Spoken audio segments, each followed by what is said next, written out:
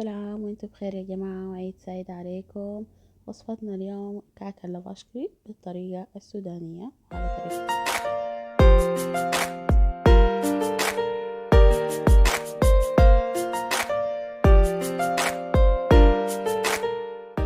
دي المقادير بتاعتي: عندي 1 كيلو دقيق، عندي 6 قطع لافاشكري، عندي 2 ملعقة كبيرة سمسم، 2 كوب سمن، 1 ملعقة صغيرة باكنج باودر، ورشة فانيليا.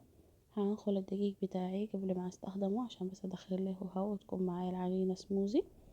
دي خطوة اختيارية طبعا، اذا عايزينها اوكي يا جماعة. عندي هنا السمنة سيحتها وضفت عليها اللافاشكري، وهحاول اخلطهم مع بعض كلهم عشان يدوني ده السائل بتاعي هعمل بيه الكعك. ضفت 2 ملعقة السمسم المحمص، ورشة الفانيليا زي ما قلنا دي اختياري، وملعقة صغيرة باكنج باودر، وهقلب على الناشف كده. بعدين هاجي اضيف الخليط بتاعي ان شاء الله.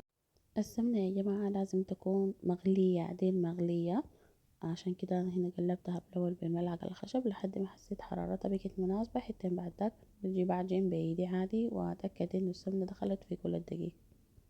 فانتوا قدر ما تتحملوا حرارة ممكن تشتغلوا عليها، او ممكن تخلوها شوية تبرد كده وتشتغلوا عليها. انا لابسة جوينتي فما كان ما فارق معي كتير يعني. فزي ما شايفين في النهاية خطيتها على الكاونتر بتاعي، وجيت رشيتها بشوية حليب عشان اقدر اعمل ليها دمج، يعني ما تكون مفتتة معي شديد، واقدر اشكلها بعدين واقطعها لاشكال دائرية او الاشكال اللي انتوا حابينها. زي ما شايفين بس حاجة بسيطة يعني، رشة حليب. في ناس بيعملوا موية لكن انا هنا عملت حليب يعني معاكم. عجينة عجنة محترمة كده. زي ما شايفين في النهاية العجينة لمت معي، بقت سهلة اني انا اشكلها زي ما انا حابة. انا قبل كده عملت معاكم وصفة الكعك، بس كان الكلام ده من سنين يا جماعة. هحط لكم رابط الفيديو برضه عشان تشوفوه. ما تنسوا الاشتراك في القناة وفعلوا زر الجرس عشان يوصلكم كل فيديو جديد. كمان قناتي التانية فيها نشاطات اللي يودي يشوفوها يا جماعة. كمان تيك توك برضه هحط لكم فيه حاجات ما قاعد تكون في القنوات الاتنين، فتأكدوا انكم متابعيني في دير الاتنين. اهو قطعتهم بالقطاعة، اي قطاعة عندكم يا جماعة. قطعت هنا اشكال دائرية بعد ما زي ما لو ملاحظتوا كنت عملت فيها زي فتحات كده بس عشان تشرب ليا السكر. تاني هنا جيت قطعت التانية دي فيها اشكال صغيرة على اساس عيالي كانوا شغالين معي.